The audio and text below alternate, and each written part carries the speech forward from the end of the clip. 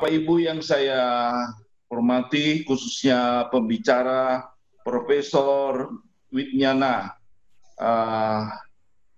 yang bertugas menyampaikan sebagai narasumber pada hari yang pertama ini, dan juga kepada Ketua LPPM Profesor Suyanto dan seluruh tim jajaran LPPM yang kami banggakan, dan seluruh Bapak Ibu yang ikut bergabung dalam acara workshop pada pagi hari ini. Saya mendapat informasi bahwa kegiatan pengabdian pada masyarakat di Universitas Surabaya ini menunjukkan sebuah kinerja yang sangat baik, ya, yang sangat patut kita banggakan. Saat ini kita berada di peringkat kelima nasional dalam hal perolehan dana di tahun 2020, ya. Dan seperti biasa kita selalu ingin lebih meningkatkan apa yang sudah kita capai pada tahun sebelumnya. Ya, kita berharap di tahun 2021 bisa lebih meningkat lagi. Semoga demikian. Selain itu, LPPM ya terkait dengan bidang penelitian dan pengabdian pada masyarakat sedang berupaya untuk penelitian mencapai kelas mandiri dan pengabdian masyarakat bisa mencapai kelas unggul. Semua ini kita bisa capai jika kita bersama-sama mendukung, ya, seluruh kegiatan aktivitas dari teman-teman di LPPM. Bapak Ibu yang saya banggakan, saya sangat senang acara yang diadakan oleh LPPM ini, ya, karena merupakan rangkaian kegiatan serial sepanjang seminggu ini. Saya kira di masa-masa pandemi ini memang waktunya kita untuk belajar. Nah, setelah kita belajar, kita berkreasi dan berinovasi, Bapak Ibu. Semoga apa yang diharapkan dari rangkaian atau serial kegiatan workshop pengabdian masyarakat ini benar-benar bisa menghasilkan banyak penggerak-penggerak pengabdian masyarakat baru di Ubaya, ya, sehingga kita berharap tahun depan atau masa pengajuannya akan banyak proposal yang masuk, ya, dan yang lebih penting adalah banyak yang lolos seleksi. Bapak Ibu yang saya hormati, saya sangat tertarik dengan berbagai topik yang dibawakan dalam serial ini. Kemungkinan hari ini saya akan mengikuti Prof. Widnyana, ya, karena program pemberdayaan masyarakat unggulan perguruan tinggi, kemudian program pengembangan desa mitra ini kemungkinan saya juga tertarik untuk mengikutinya, Bapak Ibu, ya. Jadi saya akan mengikuti acara workshop pada pagi hari ini, namun seperti biasa sambil disambit dengan pekerjaan lain, Bapak Ibu, ya. Jadi terima kasih, Pak. Ya, jadi ada pekerjaan lain tapi bisa kita kerjakan secara bersama-sama. Itu saja yang bisa saya sampaikan, Bapak Ibu. Semoga acara workshop ini bisa memberi manfaat bagi kita semua, ya. Dan dengan ini, dengan mengucapkan syukur kehadirat Tuhan yang Maha Kuasa, ya, yang masih bisa memberi kita kekuatan dan kesehatan hingga pagi hari ini, saya nyatakan kegiatan workshop, ya, pengabdian pada masyarakat selama 5 hari ini secara resmi dimulai dan dibuka. Ya, workshop dan selamat mengikuti pengabdian masyarakat. Semoga aktivitas dan upaya kita benar-benar bisa meningkatkan kesejahteraan masyarakat. Terima kasih, salam multikultur, salam sehat. Terima kasih Pak Beni atas sambutan dan kemudian juga secara resmi membuka rangkaian workshop dari workshop strategi menembus hibah pengabdian pada masyarakat. Terima kasih atas dukungan dan support Pak Beni yang luar biasa. Kita harapkan ini menjadi motivasi yang sangat besar bagi kita untuk mengikuti workshop-workshop yang ada, yang jumlahnya cukup banyak ini. Kita harapkan banyak manfaat yang bisa kita dapatkan dari workshop seperti yang diamanatkan oleh Pak Beni tadi. Bapak Ibu sekalian, skema program pemberdayaan masyarakat unggulan perguruan tinggi dan program pengembangan desa mitra di Ubaya ini cukup favorit. Jadi banyak usulan proposal pengabdian pada masyarakat melalui skema ini.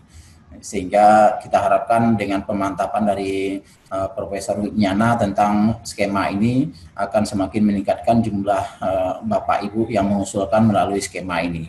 Skema ini salah satunya saya dapatkan juga pada tahun sekarang yang berjalan pada tahun kedua dari 3 tahun yang direncanakan. Saya mendapatkan program pemberdayaan masyarakat unggulan perguruan tinggi untuk menginisiasi desa wisata di Desa Kedungudi. Ya, keberadaan program ini sangat dirasakan sangat bermanfaat bagi masyarakat dan juga sangat bermanfaat bagi kita kalangan akademisi untuk menerapkan ilmu pengetahuan dan teknologi untuk kesejahteraan desa berdasarkan unggulan yang kita punyai. Program pemberdayaan masyarakat desa apa itu program pemberdayaan masyarakat unggulan perguruan tinggi dan program pemberdayaan desa mitra apa itu kisi-kisinya nanti akan diterangkan lebih lanjut oleh Profesor Wignana. Waktu dan tempat kami persilakan kepada Profesor Wignana. Waktunya agak fleksibel Pak Wignana, tapi secara keseluruhan kita akan selesai dalam waktu 2 jam, yaitu pada pukul 12 waktu Indonesia bagian Barat. Waktu dan tempat kami persilakan kepada Profesor Wignana untuk mempresentasikan atau untuk memulai diskusi kita berkaitan dengan skema PPN UPT dan PPDM. Monggo, Prof.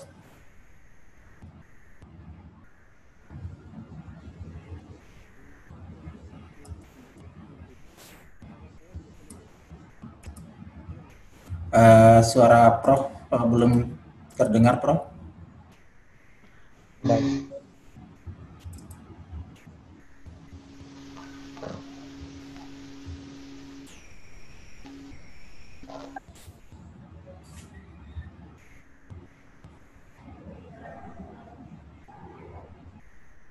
Saya persilakan untuk share screen, monggo, Prof.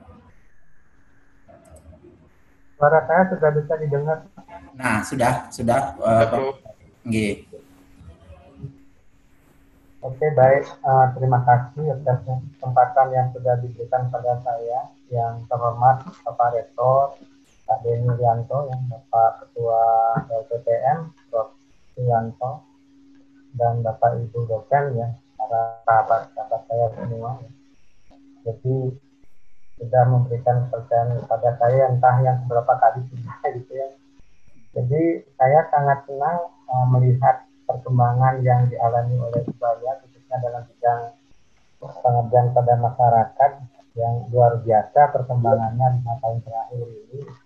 Jadi saya memberikan apresiasi yang luar biasa kepada teman-teman di Ubaya, ya, punya jajaran, ya, termasuk salah satunya nih Kak Put, yang intensif sering berkomunikasi, gitu. Jadi mudah-mudahan di kesempatan ini kita bisa banyak diskusi, ya, atas mungkin Bapak Ibu dosen yang mengalami berbagai kendala, sehingga nanti menjadi lebih clear, ya. Jadi apa yang diharapkan dari kehadiran saya, sekalipun lewat link seperti ini, webinar ini, mudah-mudahan sangat ada manfaatnya bagi Bapak Ibu dan kita semua. Saya mohon izin untuk ini.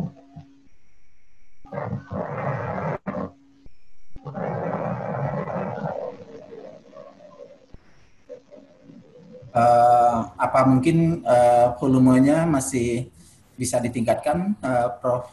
Wid? Ya, baik.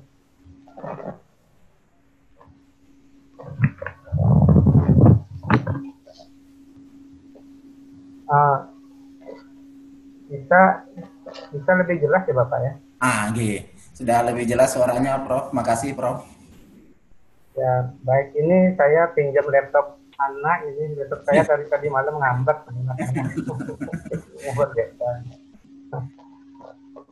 Oke. Jadi kita segera saja mulai. Jadi skema yang khusus diarahkan kepada saya yaitu program pengembangan desa mitra dan program pemberdayaan masyarakat unggulan perguruan tinggi. Jadi saya kira bagus ini kita bagi-bagi karena kalau sekaligus biasanya jenuh ya teman-teman.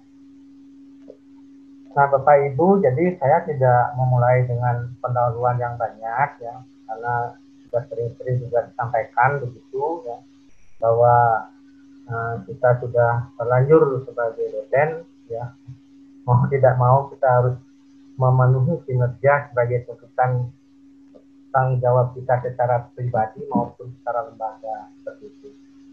Nah, kalau secara lembaga tentu saja sangat dinilai oleh pusat ya Bapak Ibu. Jadi seperti sekarang ini ya, kami tim baru selesai mereview kinerja perguruan tinggi yang nanti akan segera diumumkan terkait dengan kinerja pengabdian pada masyarakat. Nah, kalau dilihat di sini ya, ini Ubaya sudah sangat bagus ya. Jadi sudah segera akan unggul. Jadi saya kira para dosennya sudah sangat banyak ya bisa membantu perguruan tingginya dalam hal kinerja terkait dengan pengabdian pada masyarakat. Nah, jadi karena Ubaya sudah di level yang tinggi ya, jadi saya rasa sangat tepat kalau kemudian kegiatan-kegiatan pengabdian masyarakat yang dilaksanakan oleh tim dosen itu sudah mengarah kepada upaya untuk mendukung kemandirian bangsa. Jadi tidak lagi merupakan pengabdian yang sifatnya parsial seperti itu, ya, yang hanya spot-spot pada tempat-tempat tertentu saja, tapi sekarang sudah lebih mengarah ke yang lebih luas seperti itu. Dan sesuai dengan panduan edisi 12 ya Bapak Ibu semuanya, jadi setiap skema yang diusulkan ya, termasuk nanti PPDM dan PPM UTC sekalipun itu harus berdasarkan hasil riset perguruan tinggi ya. Utamanya hasil riset pengusul itu pun kalau memang sudah memiliki riset utamanya hasil terapan ya yang bisa diaplikasikan kepada masyarakat. Jadi di dalam pengabdian ini sebenarnya ya para dosen sudah bisa melakukan implementasi ya di Dharma perguruan tinggi ya. Jadi dosen yang aktif melakukan kegiatan pengabdian pada masyarakat sebenarnya adalah dosen-dosen yang kreatif ya. Karena juga akhirnya pasti kreatif di bidang penelitian ya, karena sumber ide itu ada banyak di lapangan, dan juga akan sangat kreatif menampilkan bahan ajarnya ya, karena berdasarkan pengalaman yang nyata ya, tidak hanya sebatas teori-teori saja. Nah inilah yang menjadi arah pengabdian kita ke masa yang akan datang. Jadi berbagai peluang kita bisa dapatkan dari kegiatan pengabdian pada masyarakat, termasuk peluang-peluang kerjasama nasional ataupun internasional. Nah Bapak Ibu, saya kembali mengingatkan ya, merefresh ya, ingatan kita semua ya, bahwa ada prinsip-prinsip yang harus dipenuhi di dalam kita melaksanakan pengabdian pada masyarakat, termasuk prinsip-prinsip ini harus tertuang sebenarnya di dalam Bapak Ibu menuliskan proposal pengabdian pada masyarakat, apalagi terkait dengan PPDM maupun PPM. Nah, yang pertama adalah ya harus berbasis kewilayahan.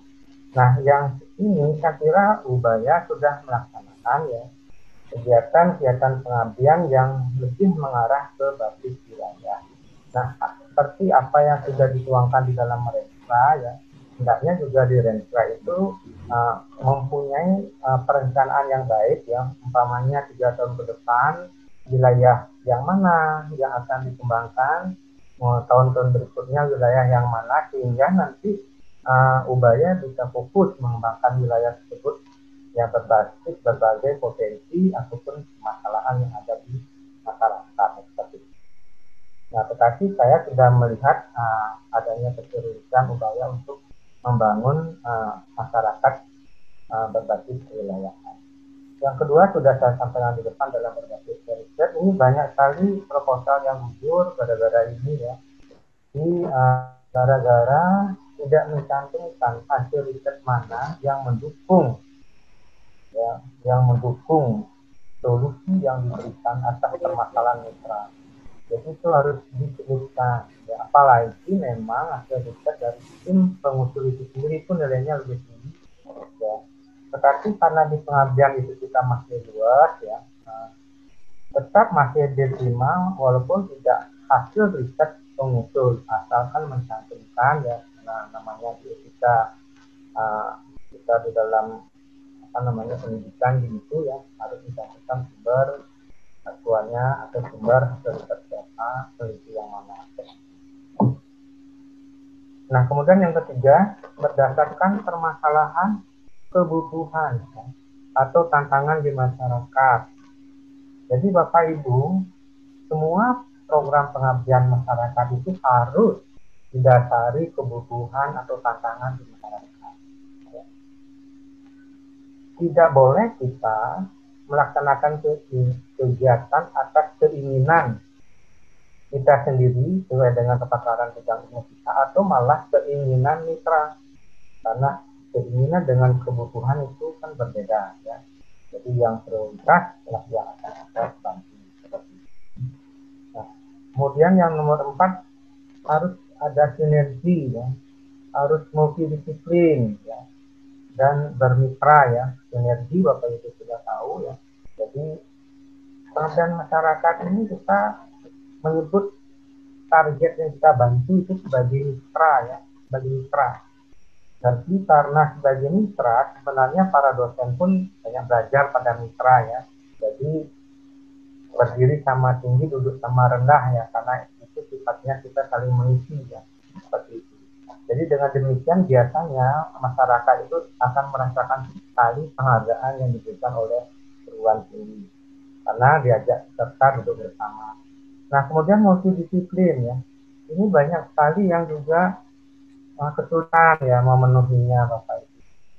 Jadi karena masalah di lapangan itu sifatnya kompleks, apalagi kemudian hampir semua skema pengabdian itu mensyaratkan paling tidak mengerjakan dua bidang yang berbeda ya, yang membutuhkan kepakaran yang juga berbeda. Karena itu pengusulnya mestilah harus multidisiplin sesuai dengan permasalahan yang dihadapi di masyarakat seperti itu. Jadi hal ini hendaknya benar-benar dilakukan. Biasanya yang agak kesulitan itu adalah teman-teman dalam bidang kesehatan ya, jadi terpaku ke satu bidang ya. Jadi di masyarakat itu banyak permasalahan ya, kesehatan support oleh gizi support oleh pertanian seperti itu ya.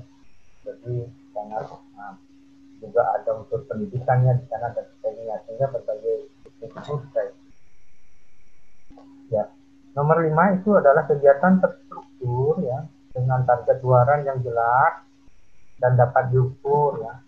Walaupun pengabdian masyarakat ya, bukanlah riset ya, jadi pengabdian pun harus dibuat kegiatannya terstruktur ya, dengan tahapan-tahapan yang jelas ya. Setiap solusi yang diberikan itu mesti ada targetnya ya. Jadi memberikan solusi harus ada target dari setiap solusi yang diberikan, yang sering disebut dengan indikator capaian ya, yang juga sering disebut dengan target luaran, seperti itu masing-masing solusi. Dan itu pun harus dapat diukur.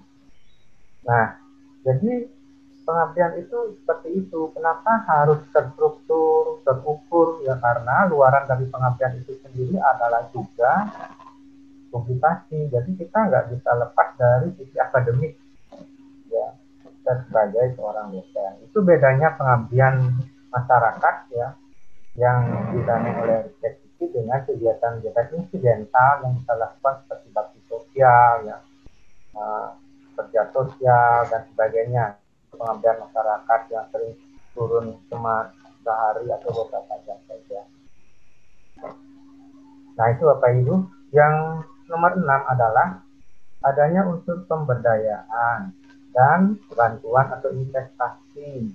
Nah ini Bapak Ibu, pengabdian itu wajahnya dua. Satu unsur pemberdayaan, satu unsur bantuan atau investasi. Mereka membutuhkan alat, kita bantu alatnya, ya. Mereka membutuhkan keterampilan, kita latih mereka, itu pemberdayaannya, ya. Mereka membutuhkan pengetahuan atau peningkatan pengetahuan, kita berikan dia pendidikan melalui sosialisasi dan sebagainya. Jadi dua sisi ini harus dipenuhi. Ya. Jadi kalau umpamanya Bapak Ibu di dalam RAB, ya, kelihatan tidak memberikan bantuan kepada mitra, dalam hal ini adalah investasi, apakah itu buku, teknologi tepat guna, ya, atau apapun yang dibutuhkan, tidak ada tuangannya di RAB, ya tidak akan lolos. Itu Bapak Ibu ya. Yang nomor 7 ya berkelanjutan, tuntas dan bermakna. Setelah kita pergi dari wilayah mitra, ya, saatnya kegiatan itu berjalan dengan baik, ya. Biasanya baik.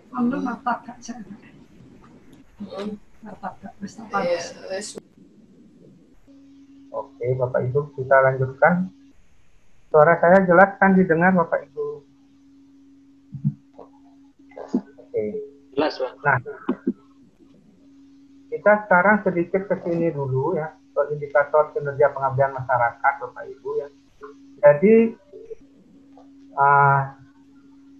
jenis-jenis luaran yang di sini kan ada yang wajib maupun ada yang tambahan ya. Saya sengaja tekankan di sini karena banyak juga salah di dalam membuat indikator kinerja atau yang disebut luaran pengabdian masyarakat ya. Bagi contoh yang nomor 1 ya, publikasi di jurnal ilmiah cetak atau elektronik ya, umpamanya artikel di jurnal internasional atau proceeding, seminar internasional, nasional, lokal. Nah, ini harus menyebutkan pencapaiannya, apakah publik ataupun tesis, seperti itu harus dicantumkan. Kemudian dimanapun harus dicantumkan URL daripada jurnal atau seminar itu harus dicantumkan. Banyak yang kosong ya. Artikel di media massa nasional, lokal, yang ini pilihannya. Ya, kalau media lokal nilainya lebih kecil dari nasional, ya pilihlah nasional. Ya. Kemudian video kegiatannya bagaimana tiap tayang atau bagaimana di mana ditayangkan itu, ya pilihlah yang sudah sangat umum seperti YouTube dan sebagainya. Karena itu di dalam pembuatan video itu memang harus bagus. Ya. Bapak Ibu boleh menggunakan anggaran yang ada untuk editing video. Nah itu adalah ada kekayaan intelektual di dalamnya. Bapak Ibu boleh daftarkan seperti itu. Nah yang lain seperti HKI, PPG dan perkiraan biasa ya. Nah yang di bawahnya ini ya, mitra non produktif ekonomi, pengetahuan, meningkatkah keterampilannya bagaimana. Nah itu nanti Bapak Ibu tinggal memilih saja ya dari apa yang sudah dibuat di dalam aplikasi Simdikatmas ya. Pengetahuannya meningkat kan begitu. Indikator capaiannya bagaimana, harus menyebutkan kuantifikasinya, itu Bapak Ibu ya. Jadi harus menyebutkan kuantifikasinya. Umpamanya 90% dari jumlah mitra meningkat kemampuannya, atau pemahaman dalam bidang hukum meningkat dari 50% menjadi 90%. Nah itu contoh. Nah Bapak Ibu, di depan Bapak Ibu ya, karena kita nanti membicarakan tentang 2 skema ya. Jadi di pengabdian ini kita punya banyak skema, yaitu 10 skema. Itu sangat banyak ya, jadi sangat bagus kalau memang ini dipecah-pecah dalam workshopnya ya. Jadi karena sudah di klaster yang sangat bagus, Ubaya tidak lagi boleh mengambil tema kemitraan masyarakat itu lulus ya. Tetapi boleh kemudian mengambil program pemberdayaan masyarakat unggulan perguruan tinggi seperti itu. Jadi nanti kita fokus membicarakan dua, yaitu program pengembangan desa mitra dan program pemberdayaan masyarakat unggulan perguruan tinggi. Nah, sebelum kita sampai ke tema, Bapak Ibu, ini syarat-syaratnya ya. Jadi walaupun sederhana, ini banyak juga yang salah Bapak Ibu ya. Dosen memiliki NIDN atau NIDK biasa. Pengusul dengan kompetensi multidisiplin sesuai bidang yang dibutuhkan. Ini sering juga ada masalah. Ya. Minimal 2 kompetensi. Jadi ini sering ditanyakan, kami ini dari FKIP gitu umpamanya keguruan ya. Di keguruan itu segala bidang ilmu ada, ekonomi ada, ya. Bahasa Inggris ada, gitu, biologi ada, kimia ada, itu kan beda-beda. Nah, yang dimaksudkan di sini kalau pendidikan kan ilmunya kependidikan, gitu. Itu yang dimaksud. Ya. Kalau memang ingin mengerjakan bidang ekonomi manajemen di kelompok mitra ya jangan SPD, tetapi SD seperti itu, SDMM dan sebagainya itu yang dimaksud. Pengusul hanya boleh melaksanakan PKN, KKN, PTN 3 kali sebagai ketua PKN-nya. Wajib melibatkan 4 orang mahasiswa yang multi tahun. Ini jelas-jelas tertulis di panduan ya. Jadi tahun kemarin ada yang nanya ya, di mana tertulisnya, panduan sudah ada. Jadi sangat sedih kalau Bapak Ibu pengusul kemudian menuliskan 3 orang mahasiswa. Jadi gara-gara kurang lagi 1, tidak lolos administrasi, jadi proposalnya tidak didata lagi. Gitu. Jadi untuk multi tahun 4 orang. Boleh kalau lebih tentu sangat boleh ya.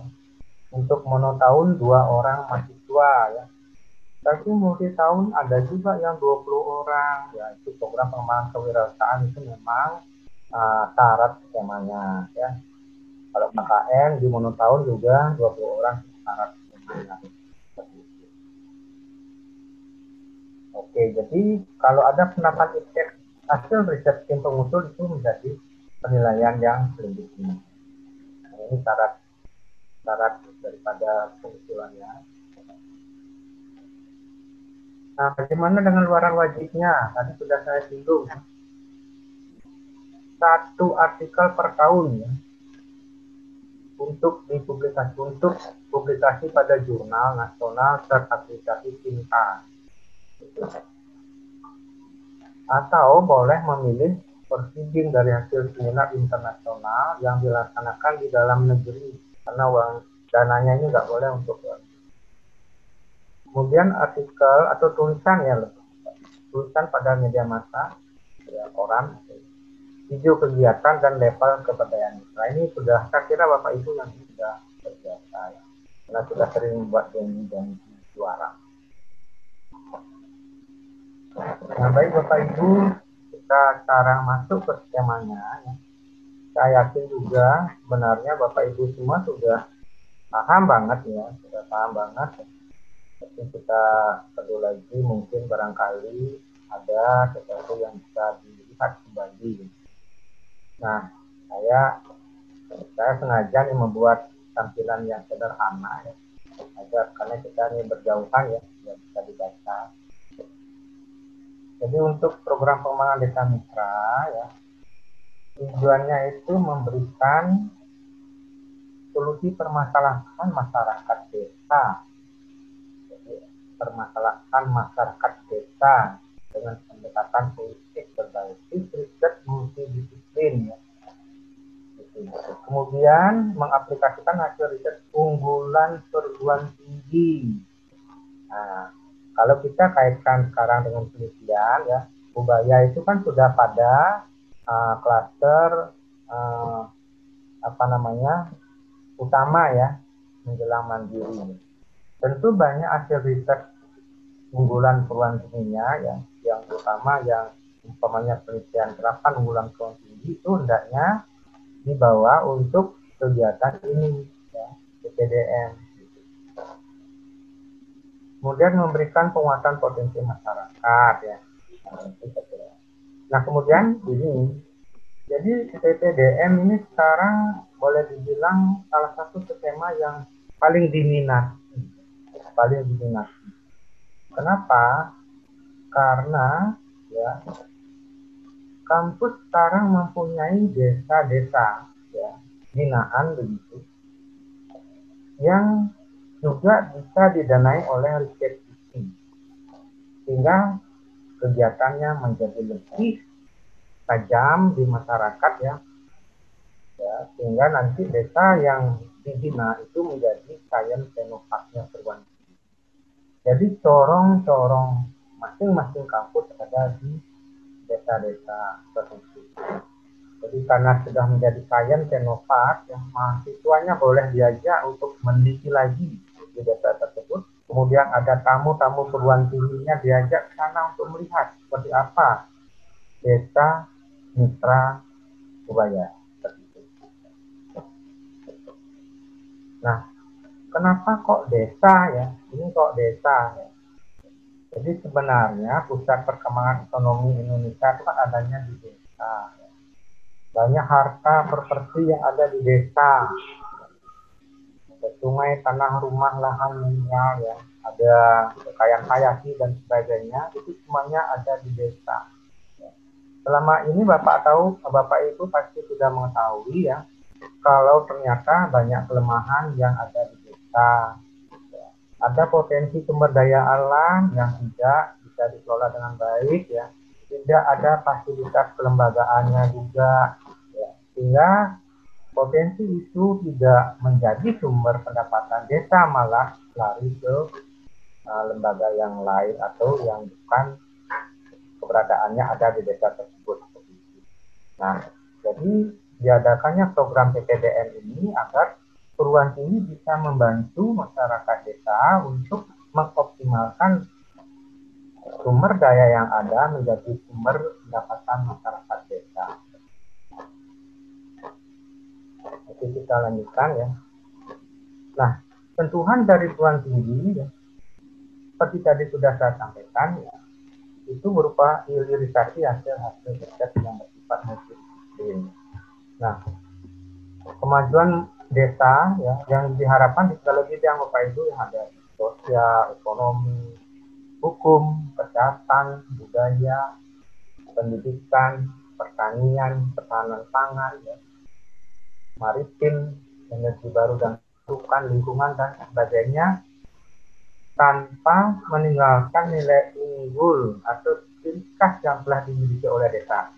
Nah, dalam hal ini, ya, dari beberapa kali saya ditugaskan untuk melihat kegiatannya Ubaya, ya, saya rasa Ubaya sudah melakukan hal-hal yang sudah sesuai benar dengan karakter PPDM, ya.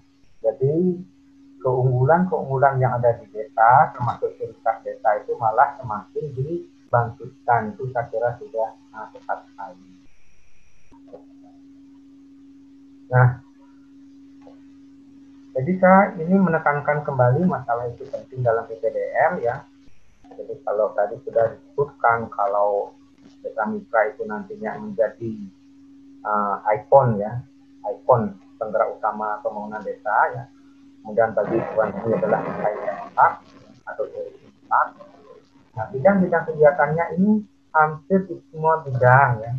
Pendidikan, kesehatan lingkungan, konservasi pangan, energi, pariwisata, budaya, industri kreatif, penata kelolaan, wilayah atau sumber daya, dan sumber daya manusia, moral, karakter, etika, maritim, dan sebagainya. Jadi, sebenarnya Bapak Ibu kalau turun ke desa, ya, yang mana desa itu sudah dipetakan oleh Ubaya di dalam rentra pengabdiannya sebagai desa yang akan dikembangkan lebih lanjut sebagai desa mitra, maka tidak akan kekurangan bahan, ya, tidak akan kekurangan permasalahan, ya, dan juga potensi yang bisa diangkat di masing-masing desa tersebut.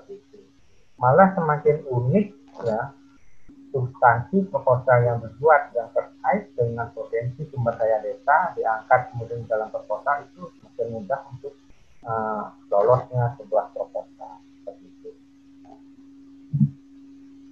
Nah, sekarang kita lihat kriteria dan pengusulan desa mitra ya. Bapak Ibu, jadi program ini berjalan 3 tahun ya. Jadi membuat proposal untuk berlaku selama 3 tahun gitu. Bermitra dengan 1 desa ya. Jadi yang merupakan desa binaan, perguruan tinggi atau tim pengusul. Jadi maksudnya begini. Mungkin sebelumnya desa tersebut merupakan desa binaan, usulkan kembali lewat DPDM. Ya. Mungkin sebelumnya ada dosen yang sudah melakukan aktivitas desa itu melalui program-program monotahun seperti program kemitraan masyarakat, KKN, ya. Kemudian ada ya kerjasama selanjutnya ya, di mana biasanya desa itu sangat berharap kalau dibina lebih jauh, maka usulkanlah menjadi program pengembangan desa mitra ya. Nah, khusus untuk PPDM Bapak Ibu ya, harus desa yang menjadi mitra, tidak boleh kelurahan, ya, harus desa, tidak boleh kelurahan. Desa administrasi atau desa adat, dua-duanya boleh. Jadi ini juga kemarin ada yang salah ya, sudah terlanjur buat, sudah terlanjur tani, ini ya. Kemudian di dalam desa itu, ya, Bapak Ibu melibatkan 2 kelompok masyarakat yang akan dibantu, yang akan diajak bekerja sama selama 3 tahun tersebut. Selama 3 tahun kegiatan. Setiap tahun kelompok itu boleh diganti ya. Dan juga boleh tidak diganti. Tergantung bagaimana ketercapaian kegiatan pada masing-masing mitra sesuai dengan rencana kegiatan. Itu tergantung. Umpamanya sekarang membantu sebuah desa pesisir begitu ya, yang punya potensi hutan mangrove ya, menjadikan desa itu desa wisata pesisir berbasis mangrove umpamanya ya, yang dibantu diantaranya salah satunya adalah Pok Darwis yaitu kelompok sadar wisata, kemudian yang akan mengelola kawasan itu adalah Pok Darwis, kemudian yang akan membuat oleh-olehnya adalah ibu-ibu PKK, itu umpamanya dari sisi makanan. Ya. Yang Pok Darwis mungkin 2 tahun masih harus didampingi begitu. Yang PKK mungkin setahun sudah selesai untuk dilatih membuat makanan, minuman ya. Di tahun kedua ganti dengan kelompok kerajinan itu umpama. Jadi seperti itu yang dimaksud. Jadi boleh diganti setiap tahunnya sesuai dengan kebutuhan proposal. Nah, dana maksimum dari pusat dari Setbrin ya adalah 150 juta per tahun. Kemudian sebaiknya ya disarankan begitu ya di tahun berikutnya dapat bantuan dari pemerintah atau lembaga lainnya dalam bentuk dana atau sarana. Itu sangat bagus ya. Saya juga melihat sisi ini di mana bantuan dari Pemda di kegiatannya Ubaya itu lumayan bagus ya, paling tidak support ya, support kebijakan ya, kemudian support sarana itu luar biasa. Nah, untuk lokasinya maksimal 200 km ya. Tetapi boleh lebih asalkan masuk dalam satu provinsi. Jadi mau membuat di umpamanya Madura ya silakan. Ya diperhitungkan aja efektif dan efisien kegiatannya. Seperti itu kan dananya tidak banyak. Nah itu kriterianya itu. Nah untuk pengusulnya ya, tim pengusul memiliki kapabilitas ya, rekam jejak keilmuan ya, sesuai dengan bidang yang ditangani. Ya. Jadi umpamanya di sana ada bidang sanitasi, kesehatan, ya, seperti itu. Ada masalah gizi, ya, tim ya masyarakat, ya, ada masalah pertanian, ya, pertanian, biologi, seperti itu. Jadi harus sesuai ya. Nah, harus ada rekomendasi ketua lembaga ya, boleh. Dari ketua lembaga harus ada memberikan rekomendasi kepada pelaksana ya, dan juga pernyataan yang menyatakan bahwa memang benar desa yang ditunjuk misalkan desa Mitra seperti itu. Kira tidak hal biasa ya. Nah, Bapak Ibu, ini adalah contoh-contoh hasil kegiatan PTDM yang sudah dilakukan. Yang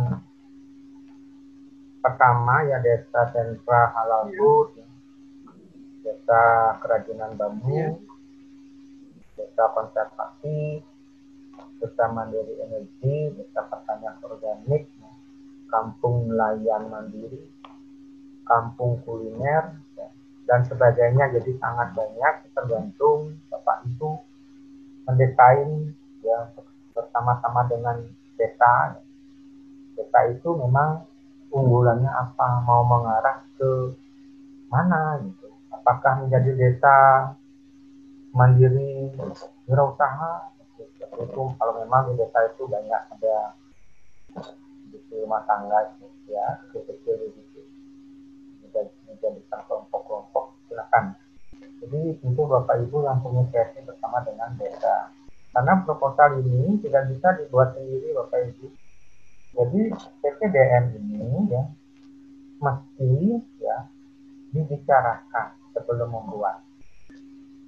Jadi bersama dengan desa, kepala desa, ya, bersama dengan siapa yang ditunjuk oleh kepala desa, kelompok yang mana, itu harus dibicarakan lebih banyak.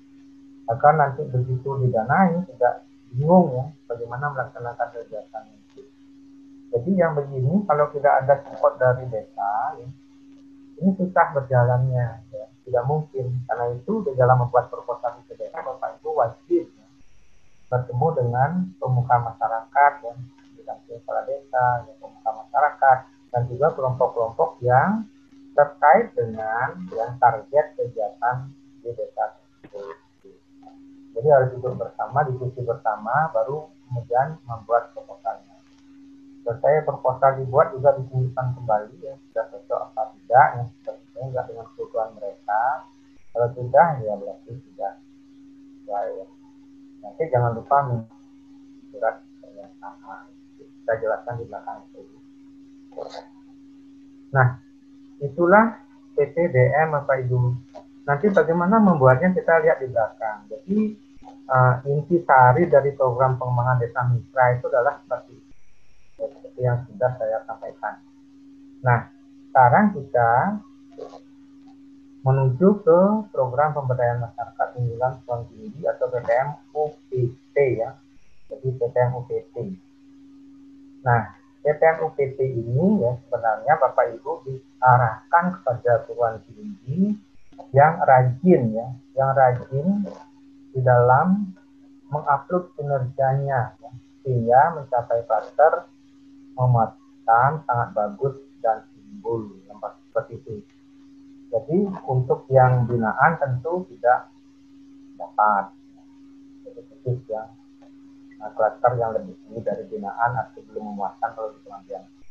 Nah, PTM UPT ini harus mengacu pada Renstra. Kalau di penelitian itu namanya harus mengacu pada rencana induk penelitian, seperti itu atau sering disebut dengan Renstra penelitian, khususnya yang terapan, yang unggulan perguruan tinggi ya, baik dasar, terapan maupun pengembangan. Nah, di sini juga berlaku hal seperti itu. Nah, walaupun sampai saat ini Bapak Ibu ya, karena berbagai kebijakan di pusat ya, tapi ini pengelolaan seleksi ya, pelaksanaan program, pengawasan dan pelaporan ya, itu masih di-handle oleh pusat ya. Jadi belum sepenuhnya diserahkan, ini masih berproses ya Bapak Ibu. Nantinya itu seleksi akan dilakukan di masing-masing perguruan tinggi yang sudah berhak seperti itu. Nah, termasuk juga penjaminan mutunya. Nah, itu Bapak Ibu PTM UPT ya. Jadi tentu saja tujuannya adalah mempercepat target capaian Renstra ya. aplikasi hasil riset unggulan yang sesuai dengan urgensi kebutuhan masyarakat ya, dalam rangka untuk memberikan solusi permasalahan masyarakat. Nah, kemudian akan muncul pertanyaan, kalau demikian ini kan sama dengan PPDM, kan begitu Bapak Ibu ya. Jadi seperti sama dengan PPDM, kalau demikian memang ini sama dengan PPDM ya, tetapi tentu ada bedanya. Bedanya di mana ya? Ini ada penekanannya adalah sesuai dengan Renstra ya. Maka di dalam penulisan proposal wujud kata-kata Renstra ini harus ada ya. Di analisis situasi harus ada Renstra yang di umpamanya dan dirujuk seperti itu bahwa kegiatan ini sesuai dengan Renstra yang tinggi seperti itu dalam bidang apanya ya. Nah, kemudian apalagi bedanya dengan PPDM? Bedanya adalah di sini ya. Kalau PPDM itu khusus desa sesuai dengan undang-undang desa. Nah, kalau PPM OPD yang boleh kelurahan, ini Bapak Ibu ya. Jadi kalau terpaksa ya ada kelurahan yang harus dibantu, maka membantunya lewat PPM UPT, jangan lewat PPDM. Kalau lewat PPDM akan tidak lolos. Karena itu kelurahan harus dibantu lewat PPM UPT. Itu Bapak Ibu ya. Kami sebut dengan mitigasi, di mana mahasiswa akan praktek di sana seperti di real public. Nah, kemudian ya, mitra yang dibantu sama ya. Jadi kalau memang kelurahan ya ada 2 kelompok di dalam kelurahan. Seperti itu. Jadi sama persis dengan PPDM Bapak Ibu ya, biar tidak susah untuk memikirkannya. Ini PPDM yang boleh dilakukan dengan mitra kelurahan ya, dan harus sesuai Renstra itu sudah. Oke. Nah, sampai di situ kira-kira ada bagaimana, apa ada diskusi atau saya lanjut dulu? Lanjut dulu aja, Prof. Oke, baik.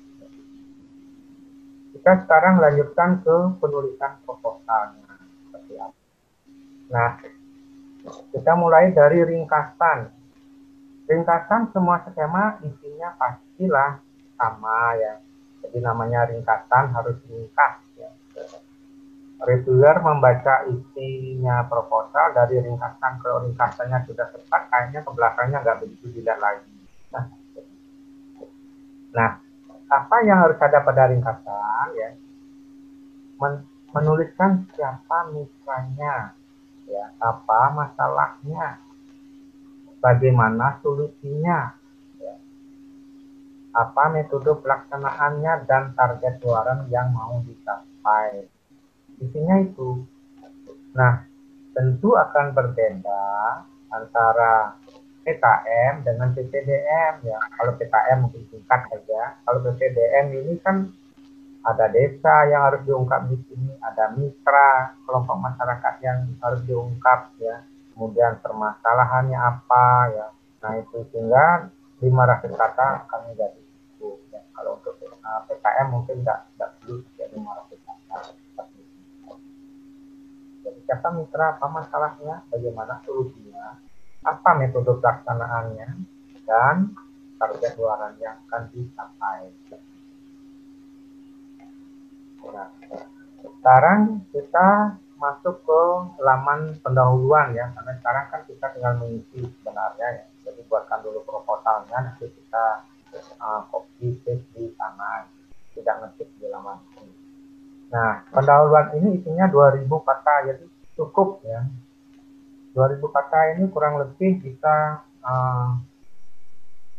sekitar 4 halaman ya, bisa lebih ya, bisa sampai 6 halaman. Gitu. Jadi apa yang harus ditulis di pendahuluan Bapak Ibu ya? Pertama tentu adalah analisis situasi mitra. Nah di PPDM ini kita menganalisis situasi mitra dan juga situasi kelompok masyarakat mitra. Jadi yang pertama kita buat dulu analisis situasi mitra, contohnya desa ya, atau kelurahan, karena kelurahan tuh PPM UPT jadi sama ya. Bagaimana profil desanya? Ya. Desa ini berada di mana, kabupaten mana, itu kan desa ya. Kemudian lokasinya, Bapak Ibu buat fotonya ya. Lokasinya ada di mana. Di profil desa itu yang sudah lengkap. Bagaimana potensi yang dimiliki dalam bidang pendidikan, jumlah penduduk ya. Kemudian dalam bidang pertanian, perkebunan, dan sebagainya, itu semuanya diungkap untuk melihat potensi gitu sebenarnya. Jadi potensinya diungkap seperti apa, ya. Datanya semua ada di desa ini. Kemudian dukunglah dengan foto, ya. Dukung dengan foto. Kemudian masalahnya apa yang dihadapi desa juga diungkap. Jadi ada potensi dan ada masalah, ya. Karena DPDM ini kita bicara tentang potensi desa yang tidak bisa dikembangkan dengan baik, ya, tidak bisa dimanage dengan baik, ya. Itu, sehingga potensinya harus dimunculkan dulu. Kemudian apa masalahnya, ya, yang menjadi masalah desa untuk mengembangkan. Nah, dilanjutkan kemudian dengan kelompok yang ditunjuk oleh desa untuk menyelesaikan di antara masalah tersebut yang menjadi masalah prioritasnya desa. Gitu. Karena potensi desa begitu banyak dan masalahnya begitu banyak, kan tidak semua diambil.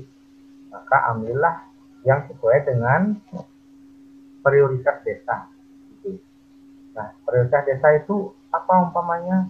Oh, menjadikan desa mandiri energi, menjadikan desa pertanian berbasis organik, ya. Berarti kan sekarang mengerucut, ya, dari berbagai potensi berarti mengarah ke potensi pertanian dalam arti luas. Nah, kelompoknya itu nanti terkait dengan potensi yang disebutkan tadi, yang menjadi prioritas untuk dikembangkan. Nah, masalah pada mitra apa? Nah, ini dibuat sudah pointer-pointer saja, Bapak Ibu, ya.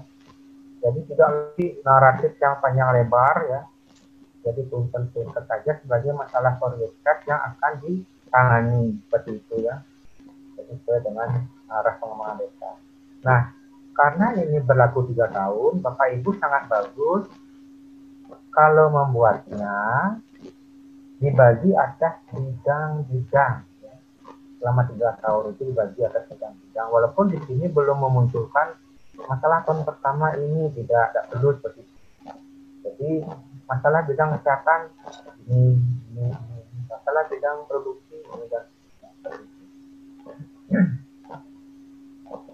nah, jangan lebih dari 2000 kata. Kalau ada tabel, ya buat dalam PDF dulu, stop, satu, kemudian produktif di lamannya pendahuluan.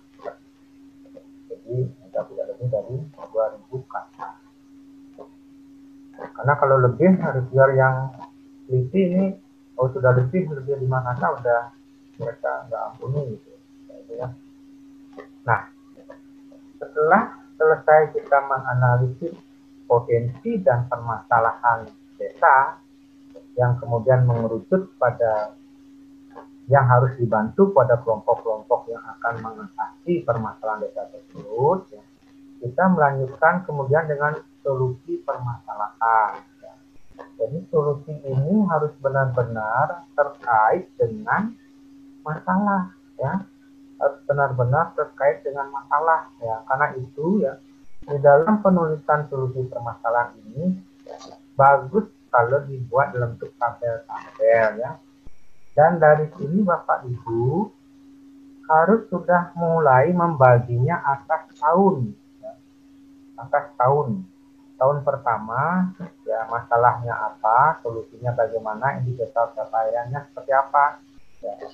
Semuanya pada mitra A, ya, masalah, ya, tahun pertama masalah ini, tahun kedua masalah ini, tahun ketiga masalah indikator capaian seperti itu. Kemudian mitra B, ya, itu. Nah, jadi dibuat sudah mulai detail, ya, sudah mulai detail di sini. Setiap masalah, ya, harus ada solusi. Bisa jadi solusi lebih dari satu tidak masalah, karena pengabdian itu kan mempunyai 2 sisi, Bapak Ibu, seperti yang saya sampaikan tadi. Ada unsur pemberdayaannya, ada unsur bantuan, ya. bantuan alat kah, subsidi atau apa ya, itu sering ikut investasi. Jadi Bapak Ibu jangan khawatir untuk berbelanja memenuhi kebutuhan masyarakat di sini, karena pengabdian itu beda dengan penelitian. Kalau penelitian Bapak Ibu tidak boleh melakukan pembelian investasi ya.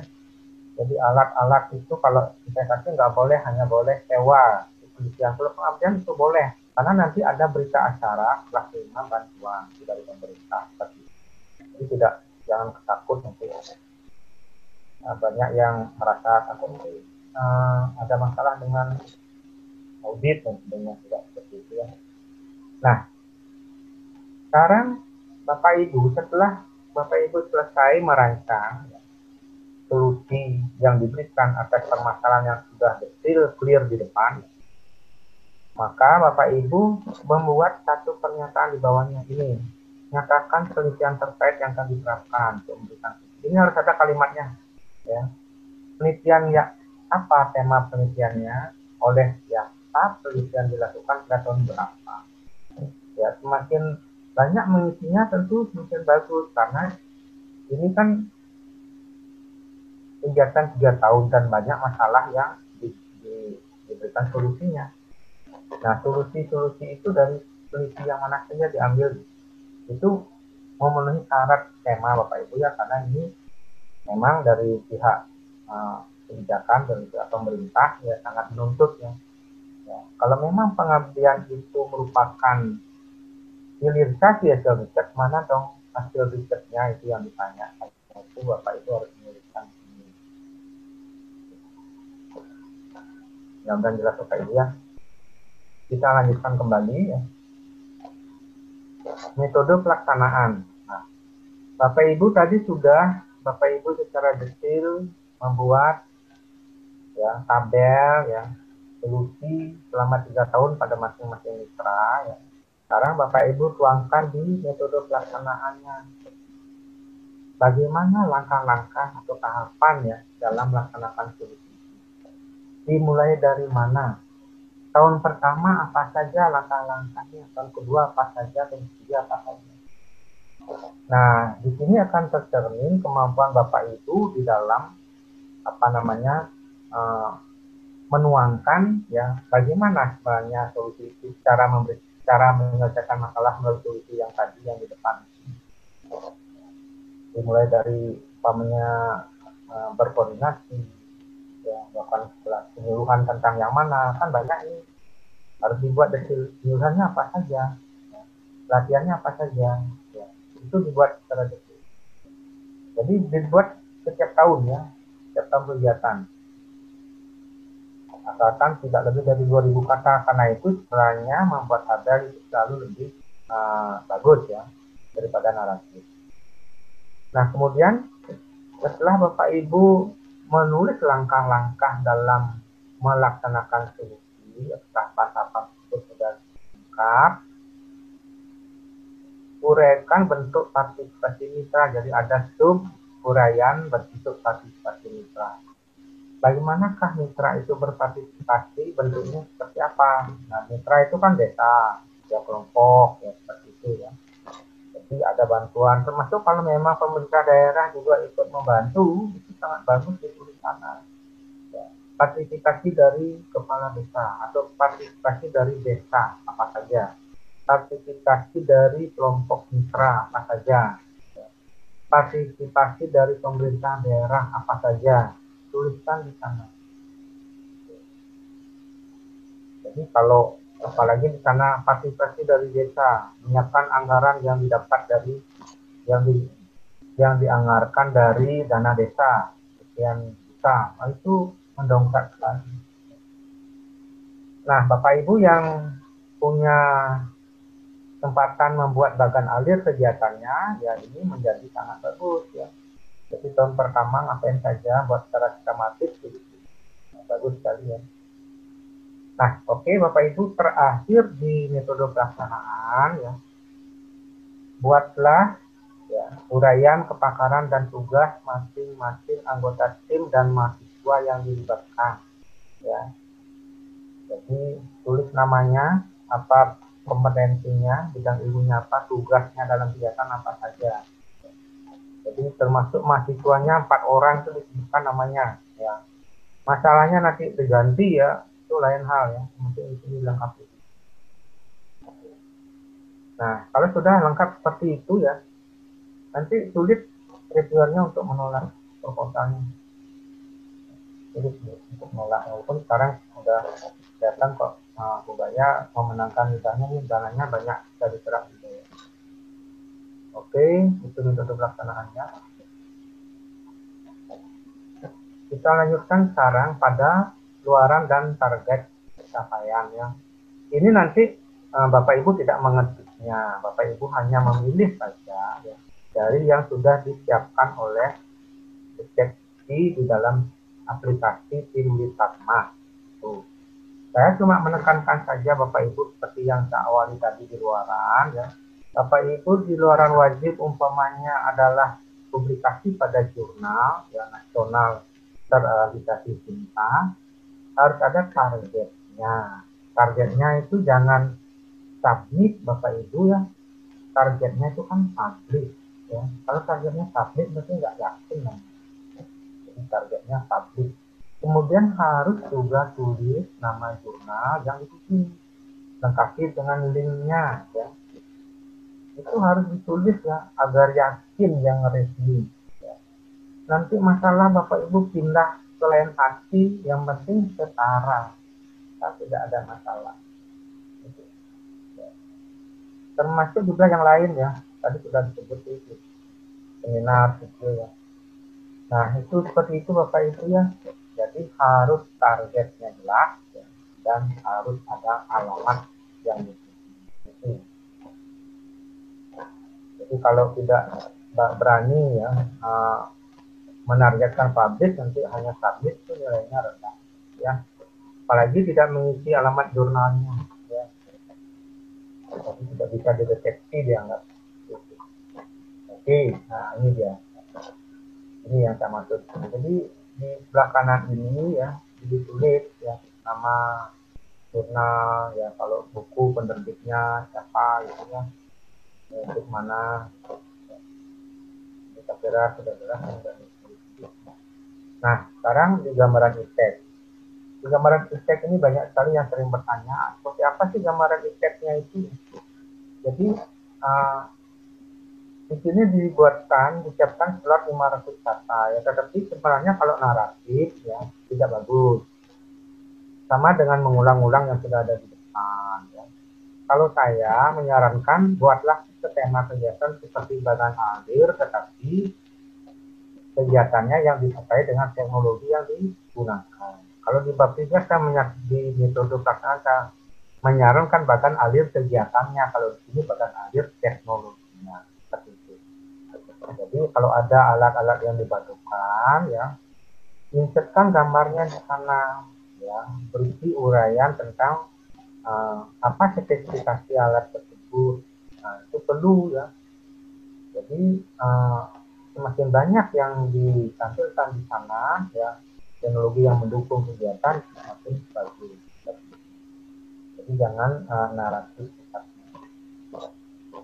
Itulah gambaran ya. Nah, untuk anggaran ya saya kira semuanya sudah tahu bahwa kalau anggaran ini kan kita memilih juga kan di aplikasi Semitramas ya. Tetapi yang perlu saya tekankan di sini Bapak Ibu ya, bantuan kepada mitra itu hendaknya minimal paling tidak 20% ya. Kalau di panduan sebelumnya itu sudah ditulisnya 20-30%. Itu yang saya tekankan. Kalau yang lain-lainnya silahkan sesuai dengan kebutuhan.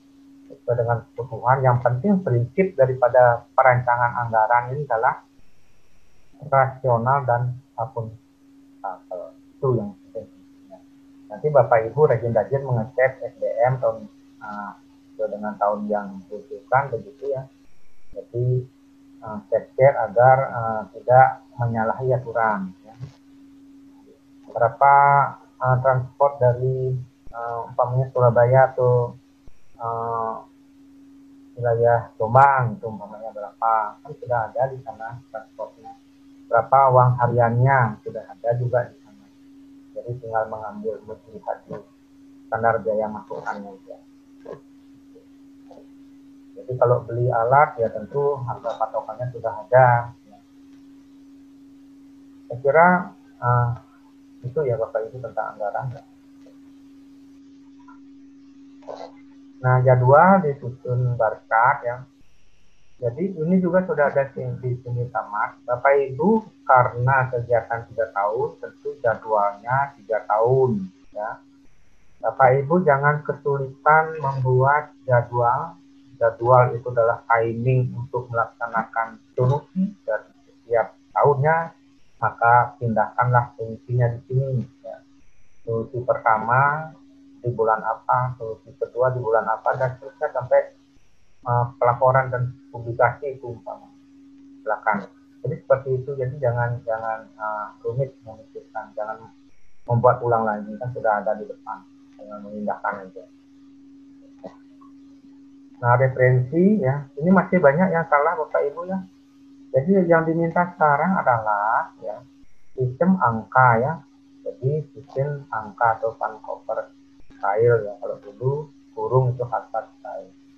Jadi sistem angka yang muncul nomor 1 di sini nomor 1 siapa. Jadi tidak lagi dalam kurung Suwanto 1992 yang itu tidak perlu lagi ya. Kalau sampai ada yang salah seperti itu kasihan ya, tidak lolos gara-gara salah buat referensi dalam body test. Ini sudah jelas ya. Nah sekarang tinggal lampiran ya. Biodata ketua dan anggota otomatis karena sudah ada dari PDDC diambil ya. Dana alokasi mitra sudah ada, tinggal klik di aplikasi ya, Google Map dari kampus ke mana sudah ada ya. Kemudian surat kesediaan kerjasama mitra bermaterai 6.000 ya. Jadi karena 2 mitra tentu 2 surat pernyataan ya. Diketahui oleh kepala desa itu ya. Jadi yang diminta adalah materai 6.000 bukan cap ya. Bukan cap. Kalau dicap tidak ada materai berarti bisa memenuhi syarat. Gitu. Kemudian surat pernyataan ketua ini formnya sudah ada ya. Jadi bahwa proposal tidak sedang diusulkan atau didanai dari sumber pendanaan lain. Nah, ini untuk yang tanda tangan utamanya yang dari mitra ya, termasuk kepala desa dan 2 kelompoknya itu ya, dan juga surat pernyataan dari Bapak Ibu, hindari cropping tanda tangan ya, hindari. Jadi kalau ketahuan cropping ya celaka ya, karena dianggap tidak sah. Nah, itu saya kira jadi sisi materinya sudah selesai Bapak Ibu. Nah, ini ilustrasinya berbagai kegiatan di masyarakat ya, yang Bapak Ibu mungkin bisa dijadikan ya sebagai salah satu pandangan dijadikan apa desa itu kalau ada potensi seperti ini ya. Nelayan selalu pemandangannya seperti ini. Jadi desa mandiri apa ya, mandiri misalnya dalam pengelolaan sumber daya pantai atau bagaimana ya, adanya masalah sosial ya. Karena tidak mesti ke ekonomi saja larinya ya Bapak Ibu ya, ke masalah sosial juga ya. Posisi sumber daya alam yang bisa diangkat ya seperti ini.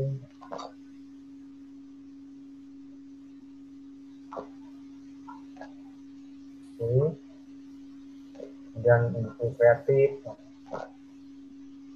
Jadi pada prinsipnya Bapak Ibu lah yang tahu setelah datang ke desa, bicara dengan desa, diajak oleh aparat desa, keliling desa, melihat potensi itu biasanya ya, mereka tunjukkan, mereka juga menyampaikan kebutuhan mereka, ya, kelemahan yang mereka alami begitu. Jadi nantinya menjadi Bapak Ibu bisa dengan mudah untuk membuat proposal.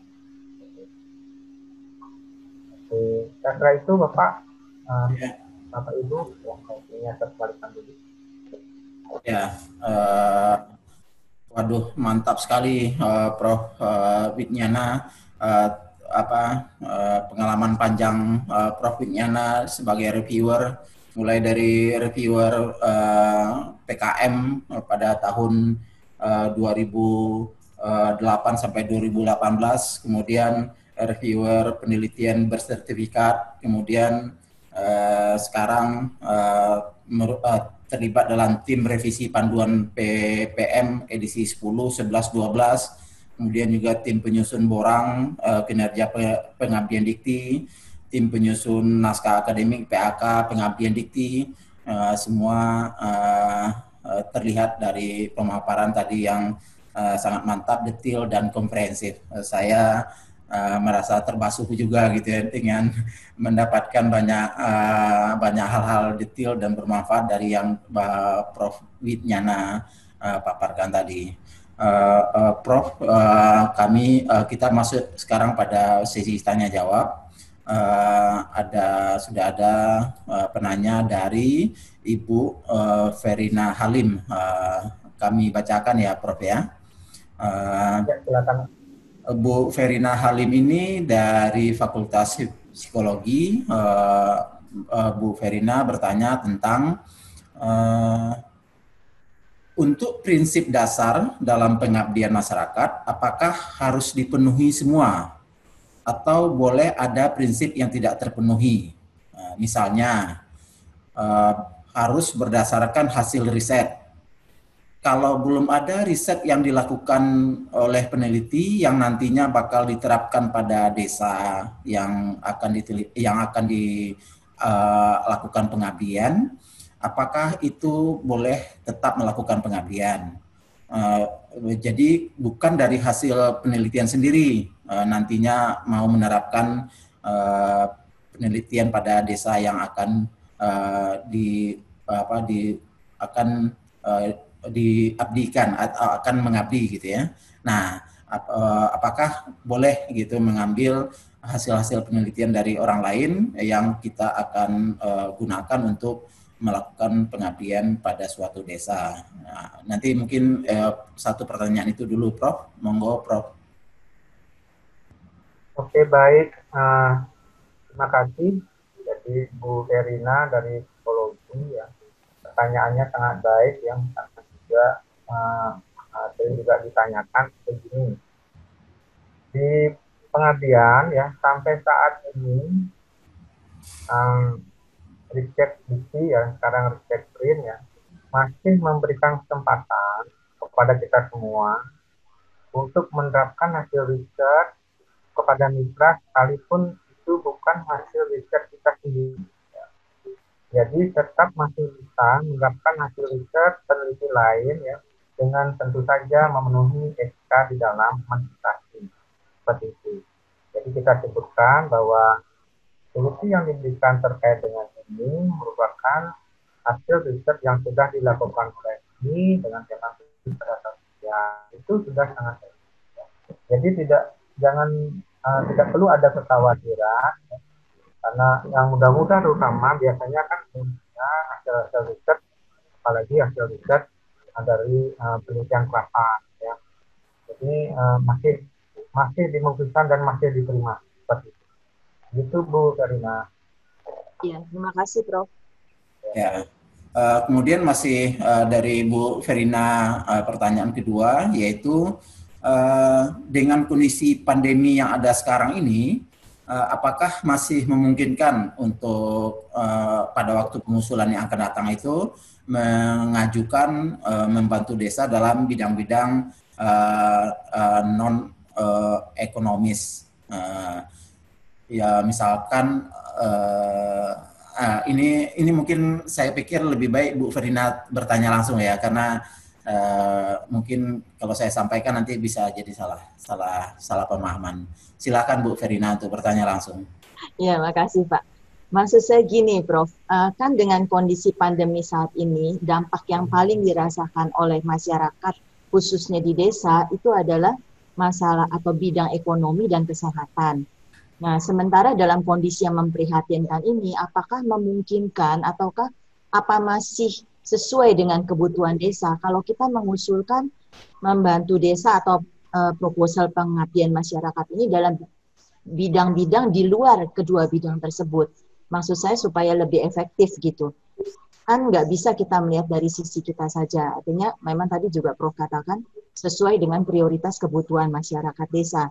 Tapi terus terang bagi kami yang di luar bidang ekonomi dan kesehatan, fisik khususnya, itu agak khawatir jangan-jangan yang kita tawarkan itu nggak cocok dengan kebutuhan saat ini karena semua masyarakat lagi prihatin banget soal pandemi ini. Begitu Prof. Terima kasih. Oke, baik Ibu Verina, saya paham maksudnya Ibu ya. Jadi saya kira tidak salah Ibu berpikir seperti itu ya. Nah, di satu sisi masyarakat memang membutuhkan bantuan ya, artinya secara perekonomiannya bisa memenuhi kebutuhan mereka sehari-hari kan seperti itu. Tetapi di satu sisi jangan lupa bahwa masyarakat sangat membutuhkan juga motivasi ya secara fisik bagaimana mereka bisa tetap ya, semangat di dalam situasi seperti sekarang ini. Ya.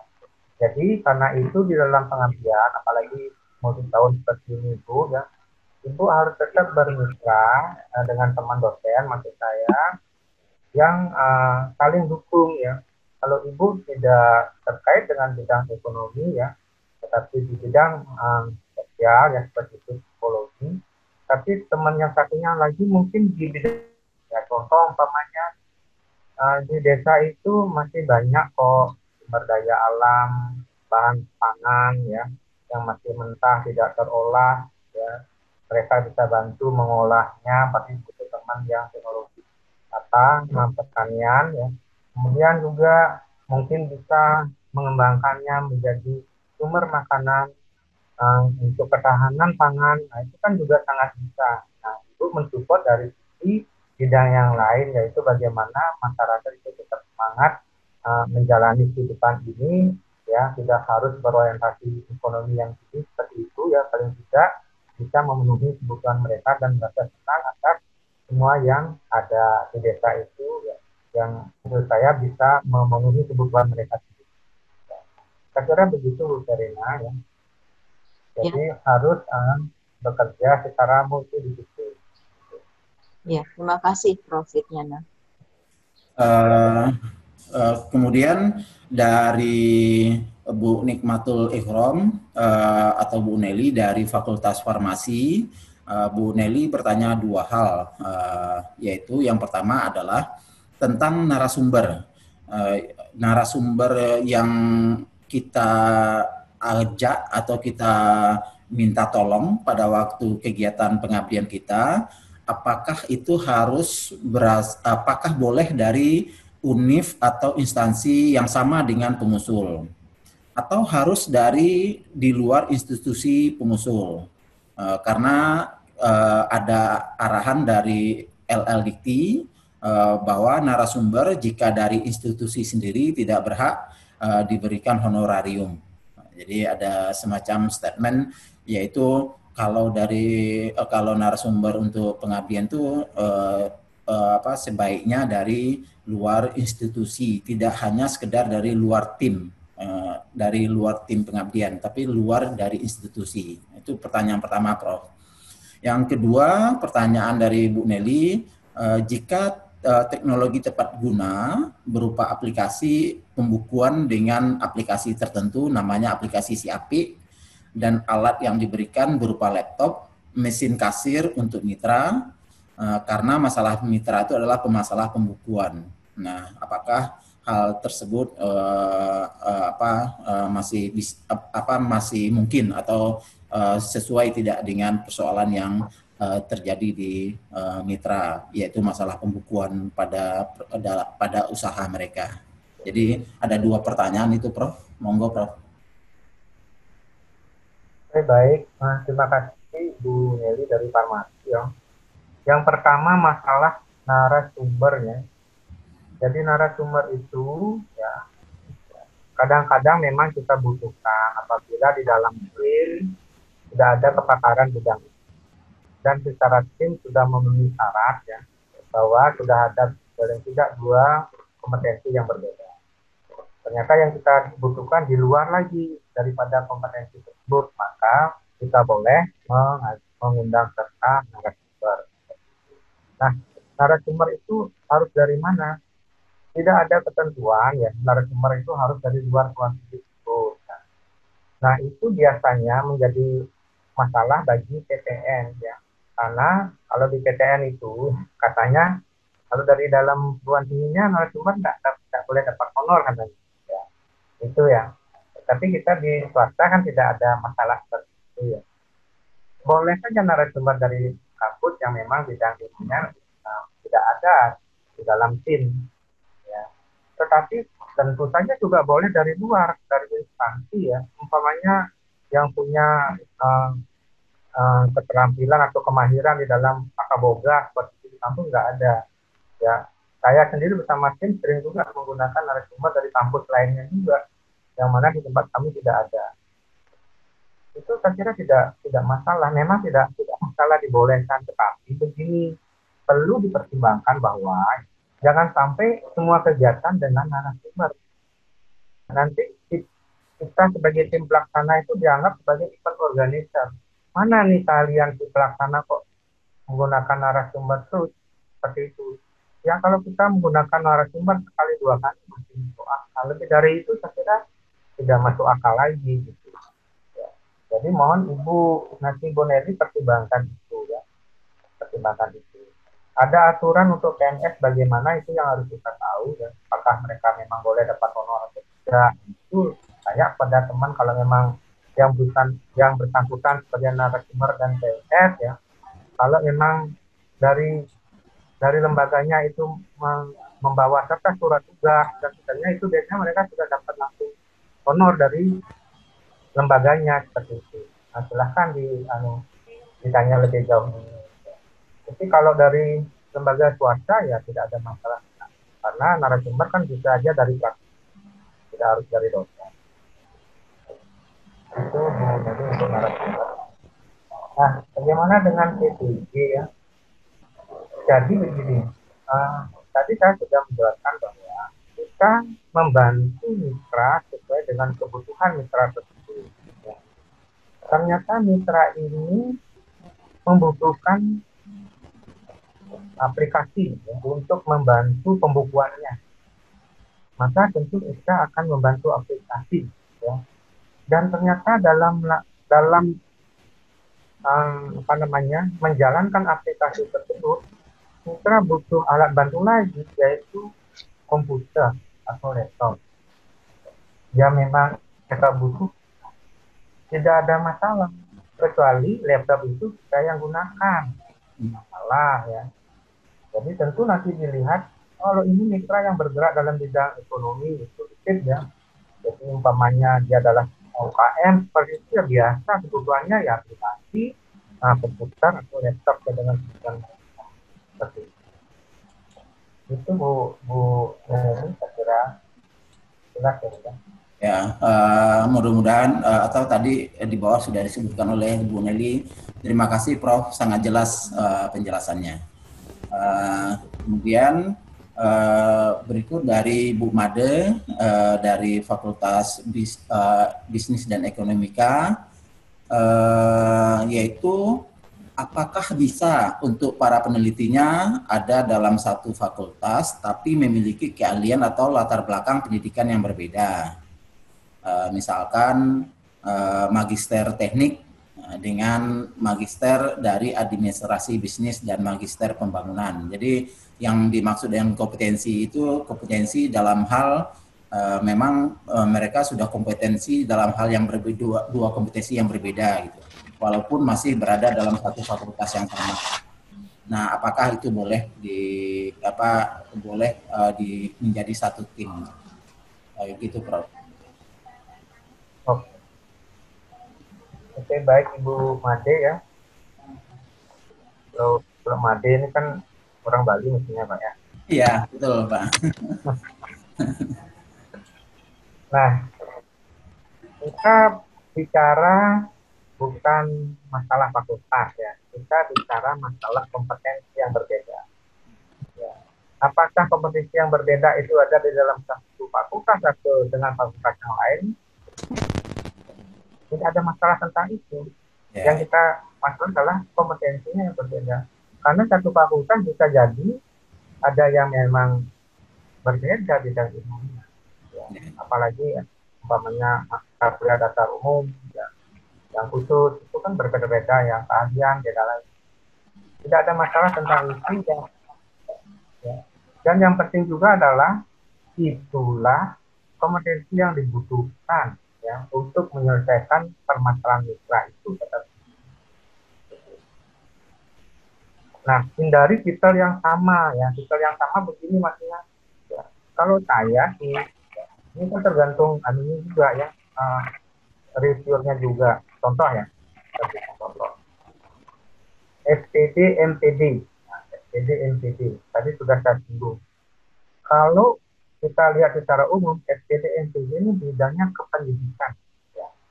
Kependidikan. Cuman nanti ada spesialisasinya. Oh, bahasa Inggris, ekonomi, biologi, ini ada sebagainya.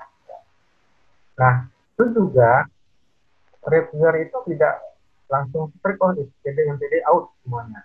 Dilihat juga nanti di dalamnya, oh ternyata dia bidangnya ini. Ya, itu masih bisa ditolerir juga. Tetapi yang bagus bagi kita untuk mempercepat reviewer itu nge-review dan menjustis bahwa oh ini bidang ilmunya berbeda, itu kan kitanya langsung berbeda. Itu yang saya maksud. Ya, saya kira begitu ya Ibu Madi. Matur sukma Pak. Ya, semua Ibu. Ya. Monggo Bapak Ibu yang lain mau bertanya. Saya mungkin tanya juga Prof. Ikutan bertanya. Saya kan sekarang tahun kedua di PPM UPT. Temanya desa wisata. Nah, tapi kan kita tahu desa wisata itu kan yang paling terpukul pada masa pandemi ini. Jadi sampai di beberapa tempat itu dalam 2 bulan, 3 bulan, 4 bulan ini itu nol sama sekali kunjungan wisata. Kemudian yang penggerak dari wisata, desa wisata atau wisata itu ya banyak yang kemudian beralih profesi. Jadi sehingga ya memang kegiatan itu jadinya mangkrak dan kemudian untuk memulai lagi gitu ya itu terasa sulit banget gitu. Nah itu kemudian kita bergeser sedikit ke berusaha mencari produk-produk yang ada di desa itu yang masih bisa menunjang desa wisata.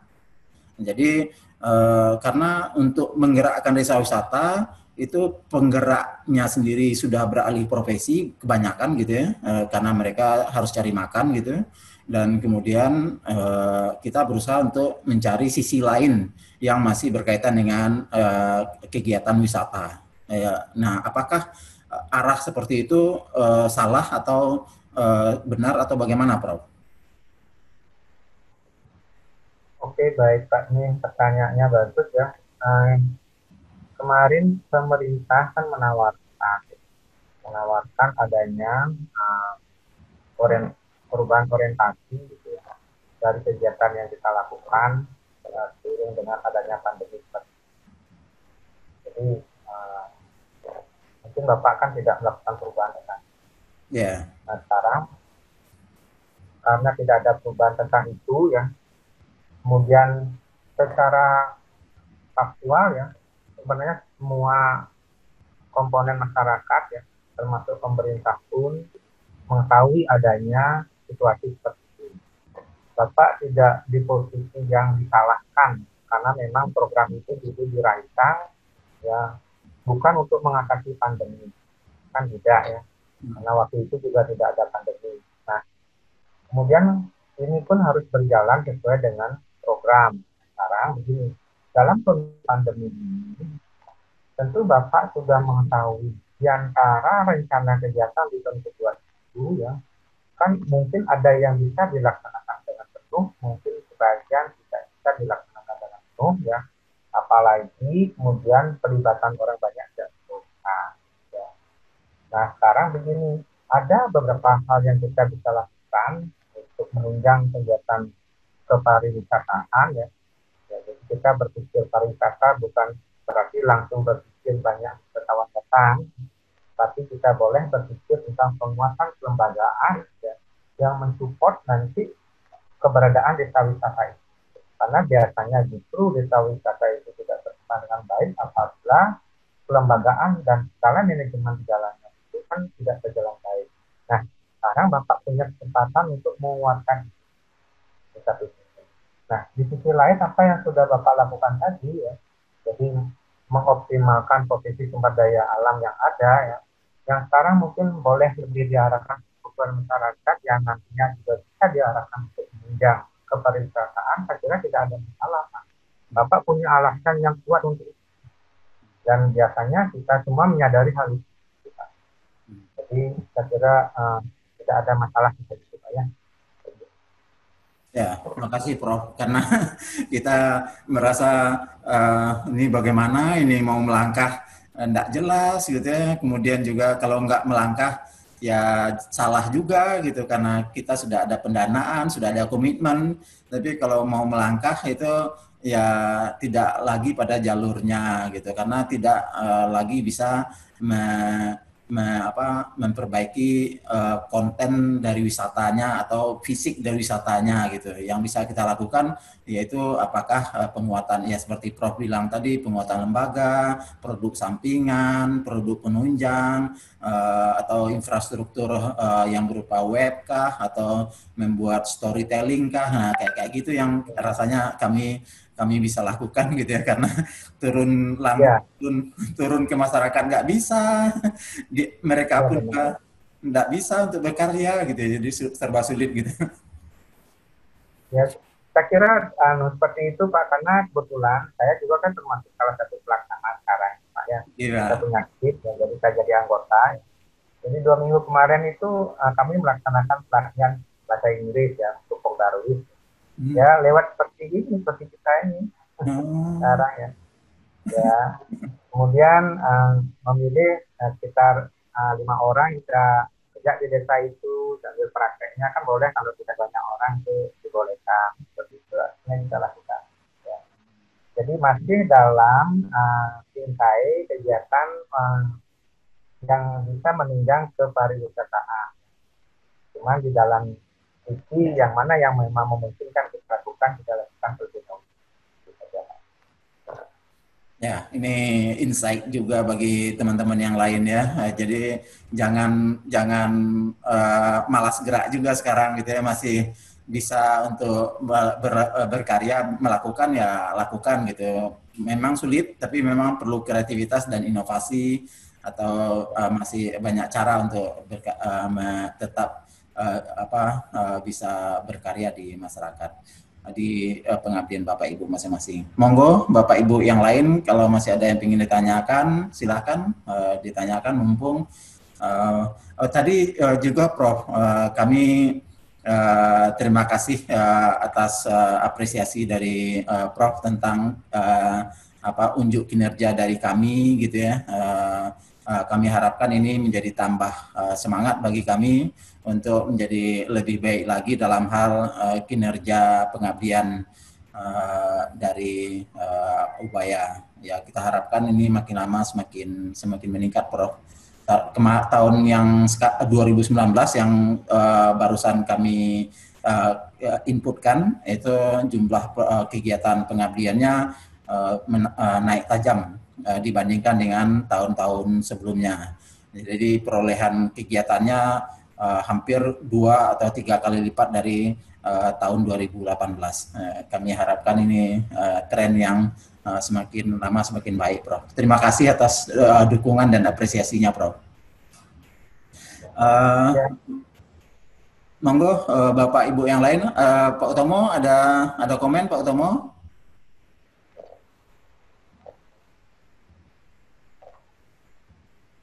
Masih. Saya kira langkah yang sudah dilaksanakan oleh Ubaya itu memang sudah bagus sekali, Pak.